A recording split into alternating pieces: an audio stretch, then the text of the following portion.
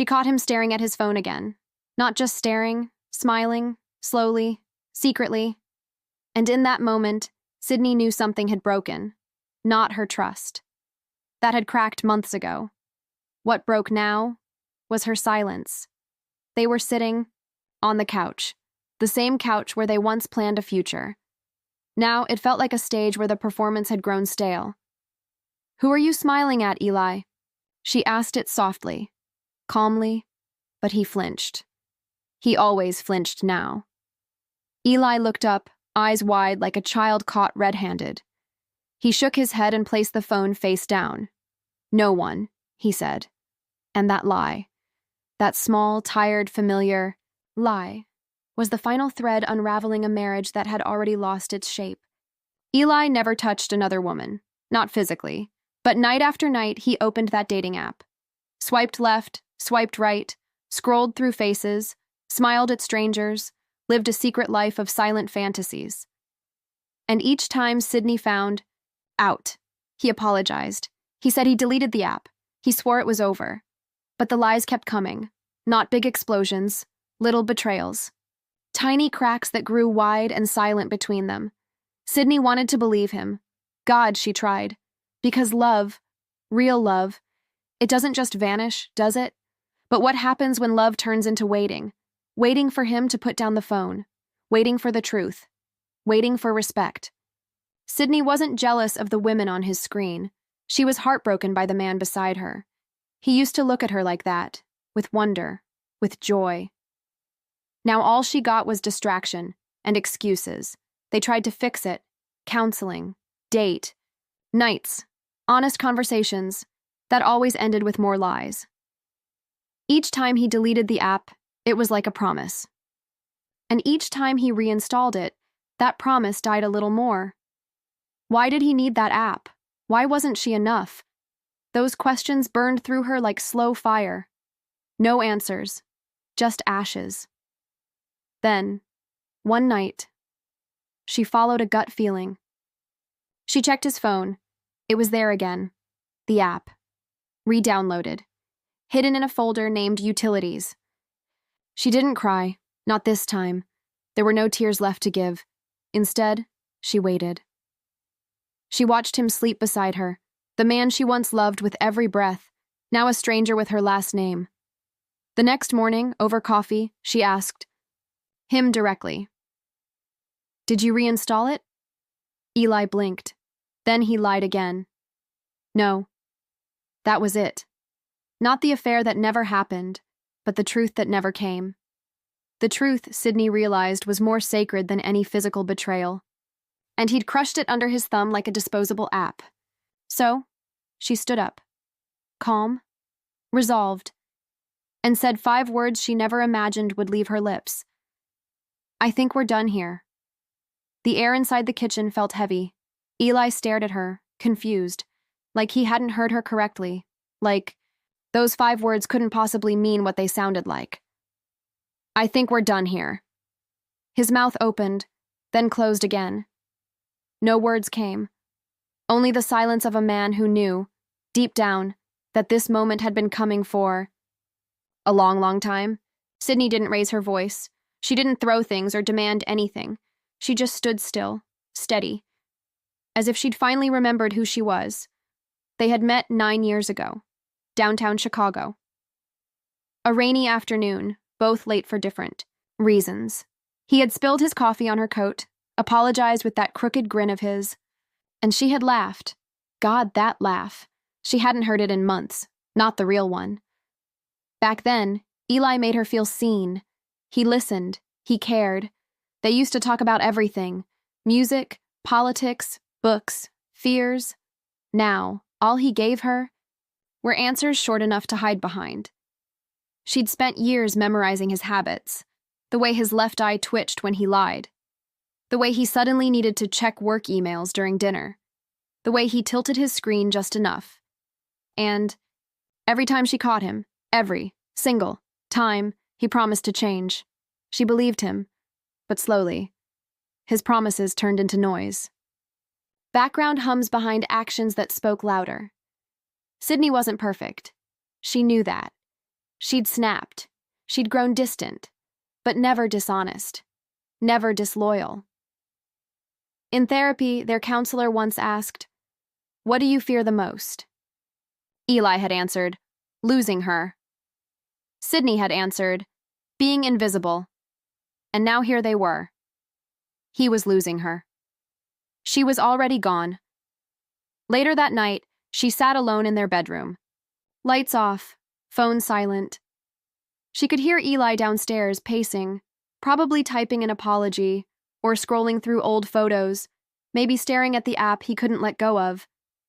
But it didn't matter anymore. She pulled out a small box from the back of her closet. Inside were memories, wedding photos, concert tickets. A note he once wrote that said, "You are everything I never knew I needed." She traced the handwriting with her thumb, and for a moment she grieved the man she married, not the man he became, because grief isn't just for the dead. Sometimes, it's for what didn't survive, like trust, like love, like the version of them that almost made it. The next morning, the house felt colder, like even the walls knew something had shifted. Eli knocked softly on the bedroom door. She opened it slowly. No makeup, no shield, just Sydney. "Can we talk?" he asked. She nodded, but her eyes said, "Be careful." They sat at the edge of the bed, close but not touching. "I messed up," he started, his voice cracked.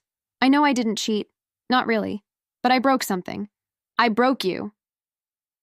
Sydney looked at him, not with anger, with quiet sorrow.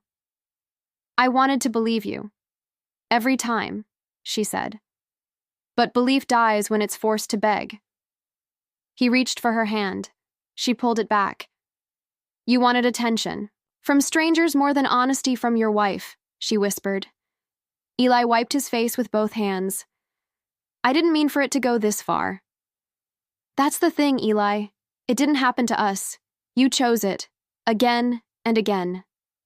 His face fell. She could see it now. The regret, the fear, maybe even the love. But it was too late. They had a mortgage together, shared friends, inside jokes. But none of that could outweigh the loneliness of loving someone who kept turning away. That afternoon, Sydney called a lawyer. She wasn't doing it to punish him. She was doing it to protect herself. Sometimes, walking away isn't about giving up. It's about choosing peace over pretending. As she packed a bag, Eli stood in the doorway, still begging with his eyes. "Is there really nothing left?" he asked. Sydney paused, held her breath, and said the hardest truth she'd ever spoken. "There's nothing left you didn't burn." Sydney didn't slam the door. She didn't scream. She just left. The silence after her footsteps was louder than any fight they'd ever had. Eli stood in the hallway, staring at the spot where she had been. As if, by staring long enough, he could reverse it. He couldn't. For the first time, the weight of what he'd done crushed him. Not because he was alone, but because this time, she didn't come back. She stayed at her sister's place on the north side of town, a small apartment with bad plumbing and loud neighbors. But it was quiet in the ways that mattered. There were no lies hiding behind "I'm just tired," no half-truths masked by a turned screen, only Sydney, learning how to breathe again. She missed the life they'd built. But she didn't miss the way she felt in it, forgotten. Second place to a screen filled with strangers. Eli sent messages, long texts, voicemails. He said he was deleting everything, for good this time. He said he was in therapy. He said he understood, but Sydney didn't respond. Because understanding comes too late when the damage is done. And late apologies are like flowers at a grave. They don't bring anything back. They only decorate the loss. Days passed, then weeks. She started to rediscover herself in quiet ways, walking by the lake, drinking coffee alone without anxiety crawling up her spine, not checking his location, not wondering if his smile was meant for someone else. Pain didn't leave, but it softened. And in that softening, she found a strange kind of strength. Sometimes we don't know How broken we were, until we finally stopped bleeding for someone who never noticed. 3 months later, they met again. Not in court, not through lawyers, in person, face to face, at a quiet park bench near the house they once called home. Eli looked older, not in age, but in spirit. Sydney sat across from him, calm, clear-eyed, unshakable. "I just needed to see you," Eli said. His voice was low. "Not to beg, not to fix anything, just to thank you for loving me when I didn't deserve it." Sydney didn't speak at first. She let the wind speak for her. The rustle of leaves, the hush of moving water nearby. Then she looked him in the eyes. "I loved you hard," she said. "And you broke that love like it was something cheap." Eli nodded. Tears welled up, but he didn't let them fall. "I thought I could have both," he said. "The comfort of you and the thrill of them. But I only ended up with emptiness." Sydney's lips pressed together, then relaxed. "That's the thing about love," she whispered. "It doesn't compete. You either protect it or you lose it." They sat in silence for a moment longer. Then she stood up. "I forgive you," she said. Eli looked up surprised. "But that doesn't mean I want you back," she added. Forgiveness wasn't a door. It was a closing window, one last breeze before it shut for good. She turned and walked away. Eli stayed seated, hands in his lap, heart in pieces. Some heartbreaks don't echo loudly. They end in a whisper, but they never really leave you. The divorce was finalized on a gray Wednesday. No drama. No courtroom tension. Just two people in a quiet office, signing their names on the end of something they once believed would last forever. Sydney held the pen a second longer before pressing it to the paper. The moment felt heavier than she expected, not because she wanted to stay married, but because she had to admit to herself it was really over. Eli didn't speak much. He sat beside his lawyer, staring down at the table. His hands fidgeted with his wedding ring, until he finally slid it off. Sydney didn't cry. Not there. Not in front of him. But that night, alone in her apartment, she sat on the floor, surrounded by boxes of her new life, and wept into the silence. Not just for Eli, but for the version of herself she'd lost in that relationship. The version who had hope, the one who believed that love, real love, would be enough. Weeks turned into months.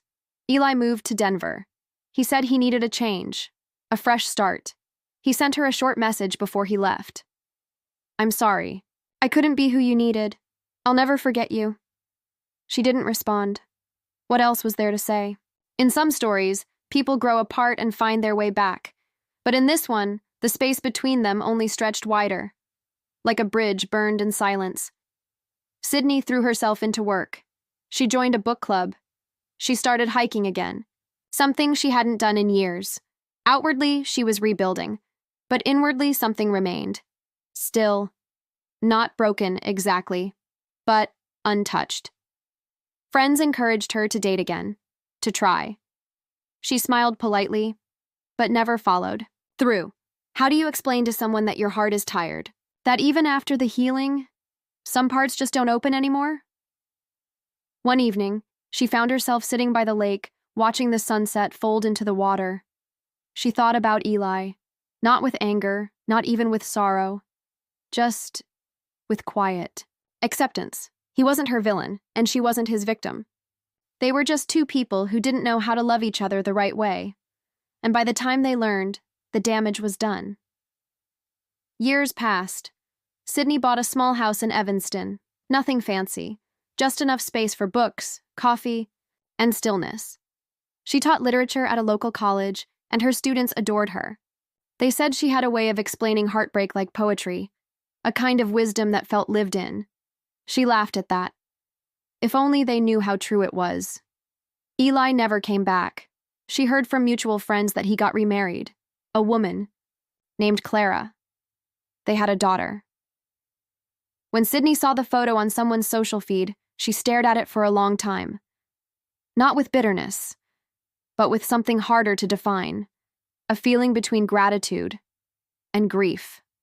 She never reached out. She didn't need to, because the truth was, she had forgiven him long ago.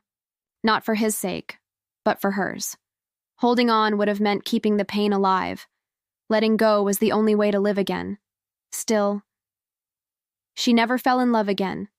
Not because she didn't want to, but because no one ever quite fit the space that had been hollowed out, and she was okay with that. Some people build new love, others build peace. Sydney chose peace. Every now and then, she'd dream of Eli, not of the fights, not of the betrayal, but of the early days, the coffee on rainy mornings, his arms around her when the world felt too loud, that first laugh in the rain. In those dreams, they were always young, always in love, always before the fall. And when she woke, there was no ache, only a soft ache, like a faded scar. Sydney lived a full life, but some endings aren't loud. They're quiet, like leaves falling in October. Beautiful, but irreversible. Sydney never remarried. Her home became a sanctuary, filled with old books, soft music, and sunlight pouring through the windows on slow Sunday mornings. She taught generations of students about love, loss, and the spaces in between. And though she rarely spoke of her own heartbreak, it lived quietly in her words, in the pauses between pages, in the softness of her voice. In her garden, there was a bench overlooking a small patch of wildflowers. Every spring, without fail, they bloomed. She would sit there sometimes, with tea in hand, letting the wind move gently through her hair. No regrets, no bitterness, just a life that was lived fully, even in silence, even in solitude. Because sometimes, the deepest kind of love is the one we carry quietly, and some stories don't end with reunion. They end with remembrance. Not all love stories are meant to last forever, but some are meant to be felt deeply only once. And if this story moved you or even made you think, don't forget to subscribe to the channel, like this video, and share it with someone. And this story is a work of fiction.